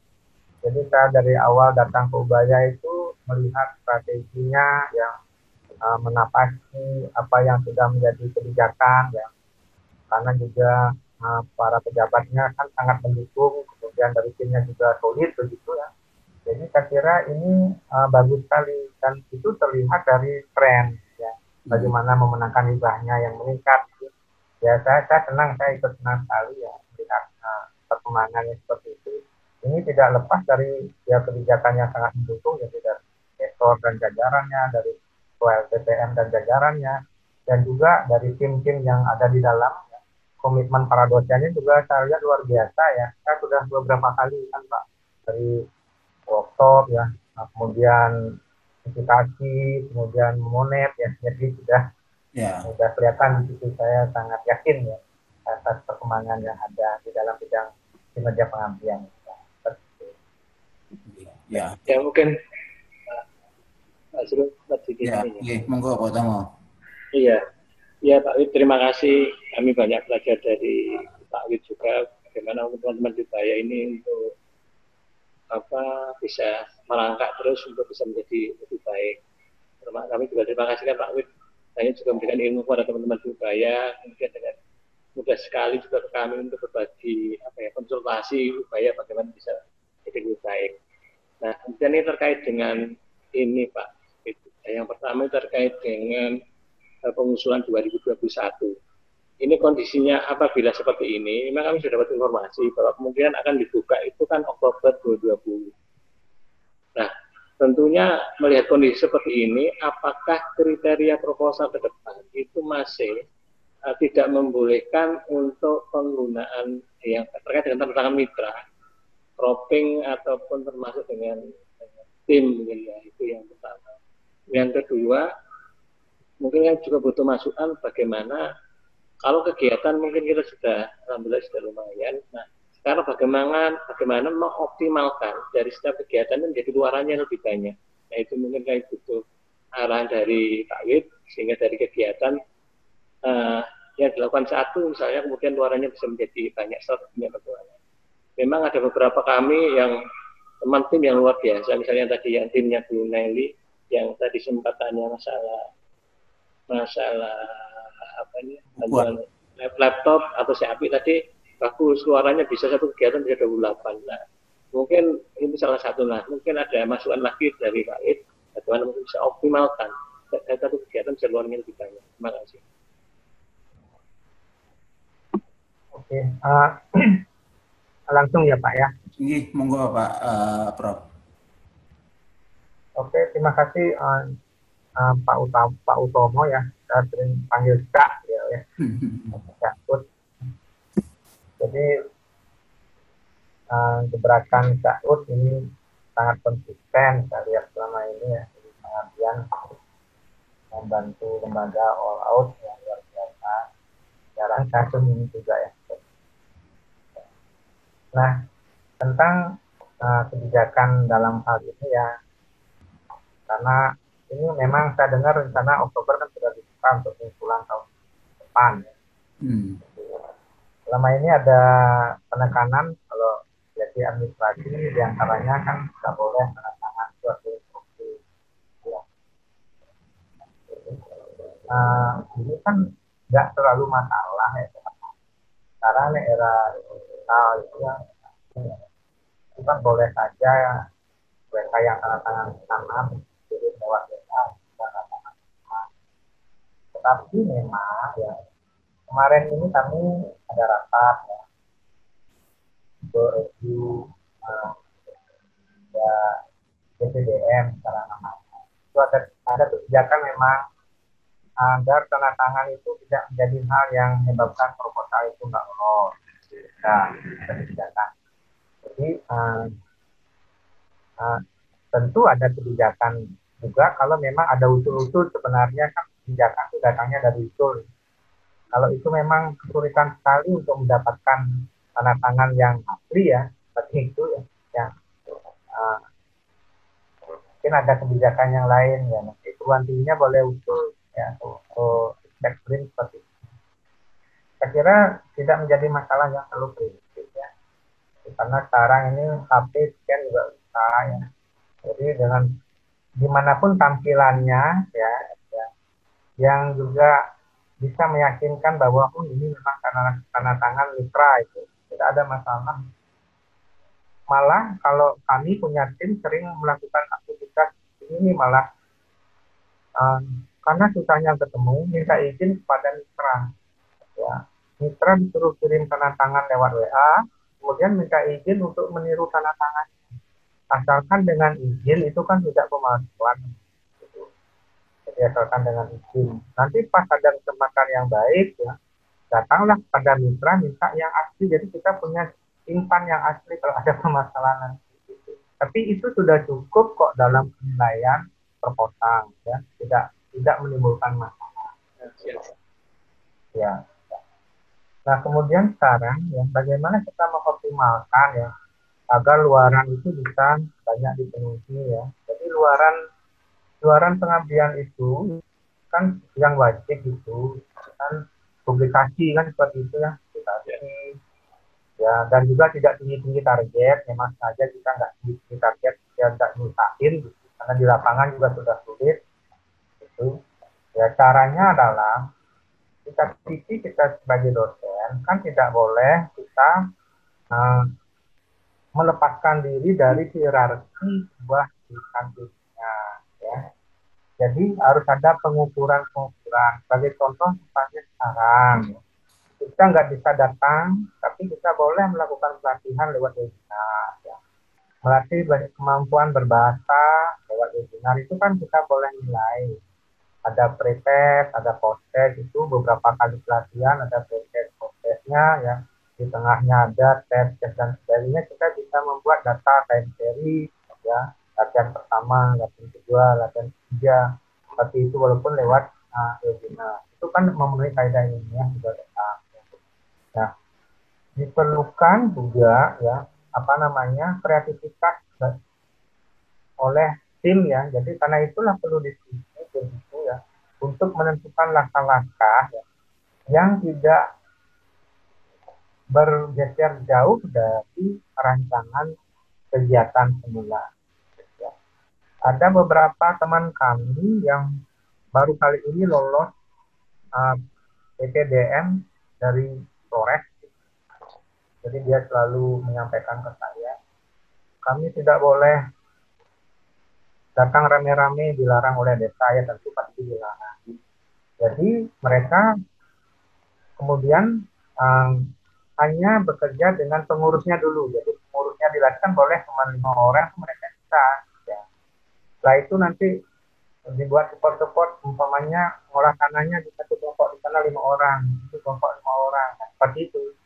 Ya. Dan sudah berjalan sebagaimana mestinya apa yang dikerjakan dalam proposal, memang strateginya yang dirubah sedikit.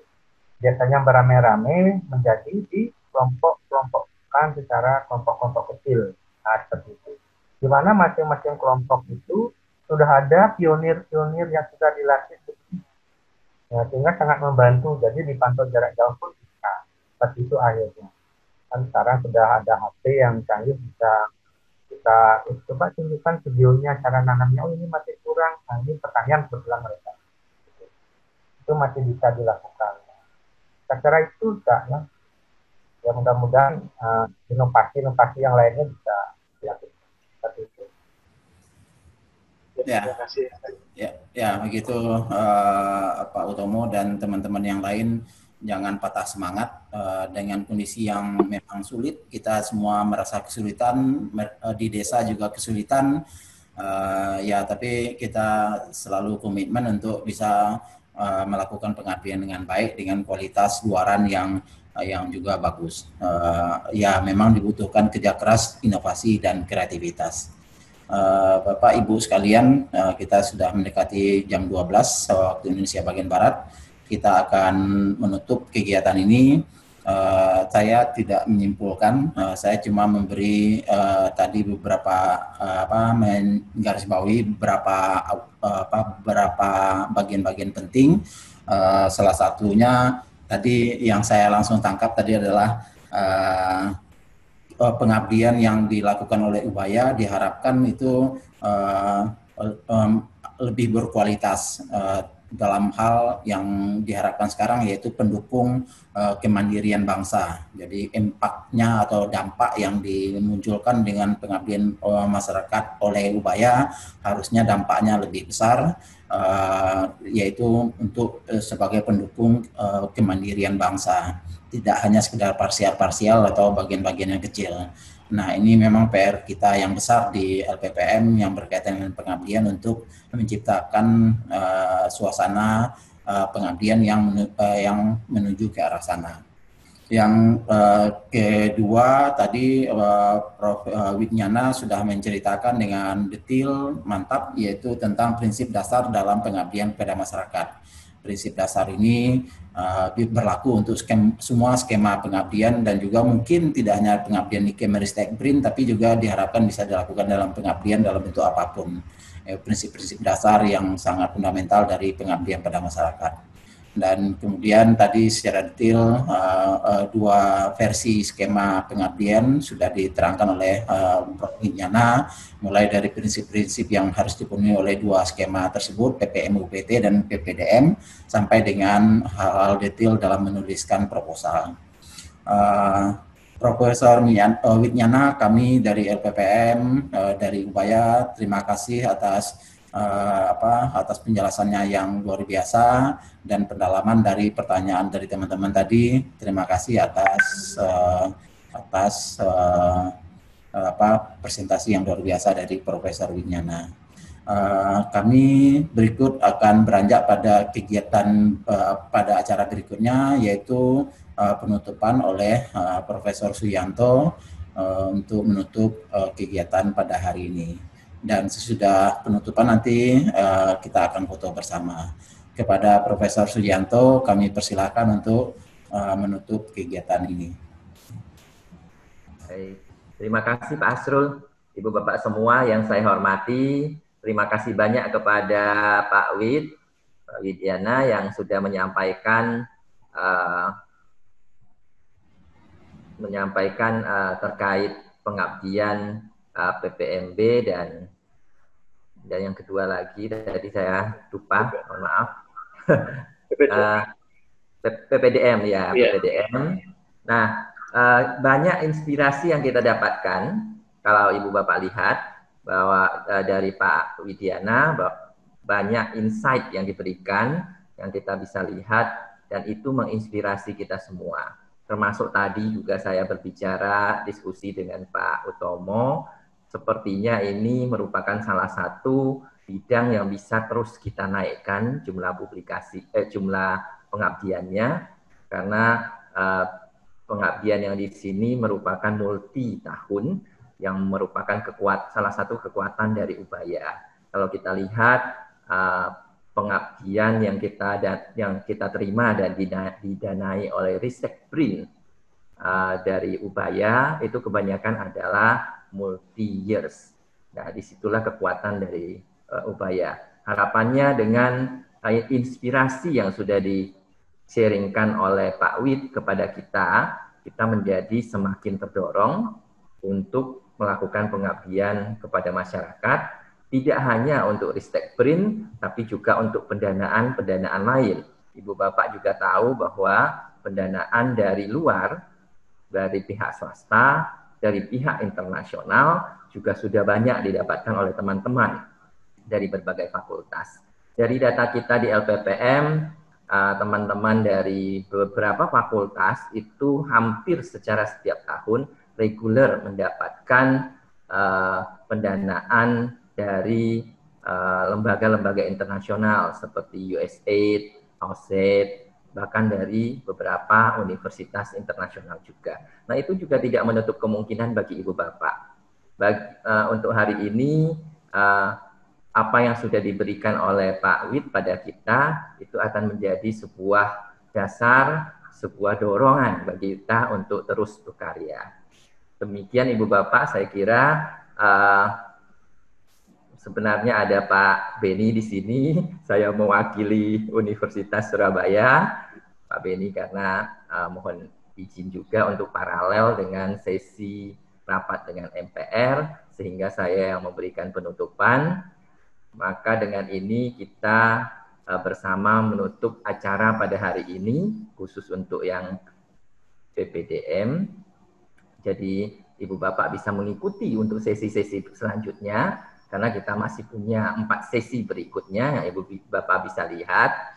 Nanti akan ditampilkan juga oleh Pak Hasrul ketika akan menutup. Nah, Ibu Bapak akan bisa melihat dan tertarik dengan skema tersebut, maka Ibu Bapak silakan untuk join kembali pada hari-hari berikutnya. Ibu Bapak, dengan demikian kita tutup.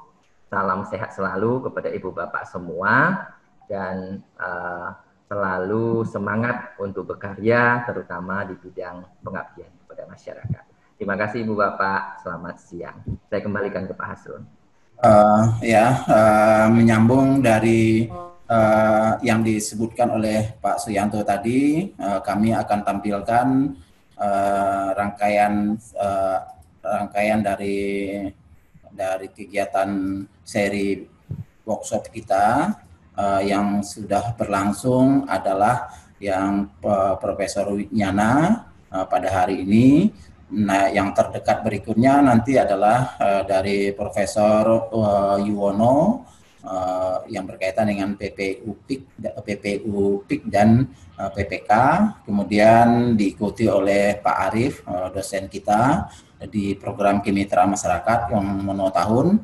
Sesudah itu dari Bu Rahayu, Dr. Rahayu yang berkaitan dengan PPPUD dan PPTTG yang berkaitan dengan mitra DPR atau penerapan atau program yang dikaitkan dengan anggota DPR. Kemudian juga ada PKW pada 3 Agustus oleh Profesor Taufik. Demikian Bapak Ibu rangkaian dari workshop yang bisa Bapak Ibu ikuti pada hari ini dan pada hari-hari tanggal 23, 27, 29 dan 3 Agustus. Demikian kami bisa infokan. Nah, pada kesempatan ini sekali lagi terima kasih pada Profesor Winyana, terima kasih pada Profesor Suyanto yang sudah menutup kegiatan ini. Terima kasih kepada Pak Rektor yang terpaksa dalam kondisi paralel untuk kegiatannya. Kami terima kasih atas support sama dukungan dari Pak Rektor. Dan terima kasih pada Bapak Ibu yang sudah berpartisipasi dalam kegiatan workshop ini. Tetap semangat dan salam sehat selalu. Kegiatan terakhir yaitu foto bersama, silahkan dipandu oleh Pak Atang. Apakah bisa Pak Atang untuk memandu acara foto bersama? Kebetulan 1 halaman ya Pak Atang ya, bisa dilakukan. Bapak Ibu monggo diaktifkan videonya untuk bisa, monggo Pak Atang. Terima kasih Pak Hasrul. Ya, Ibu Bapak, dimohon diaktifkan dulu videonya sebentar saja, karena ini cuma 1 halaman saja. Oke, sudah siap semua, ya? Bisa. Ya. Baik, siap.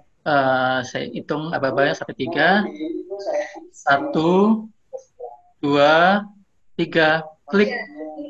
Oke, ditahan dulu sebentar. Yang Bu Sitiasi enggak kelihatan. Bu Sitiasi. Oh iya. Oke, ini sudah sih. Sudah mewakili semua. Oke, sudah selesai. Terima kasih Bu Bapak semua. Terima kasih. Terima kasih semua. Salam sehat selalu. Salam sehat selalu. Terima kasih. Terima kasih Bapak Ibu. Terima kasih Bapak Ibu, salam sehat semua. Terima kasih Bu Novi. Segala kekurangan Terima kasih Pak, terima kasih. Terima kasih Mbak, terima kasih banyak. Terima kasih banyak. Terima kasih. Sampai jumpa di lain waktu. Ya, Prof.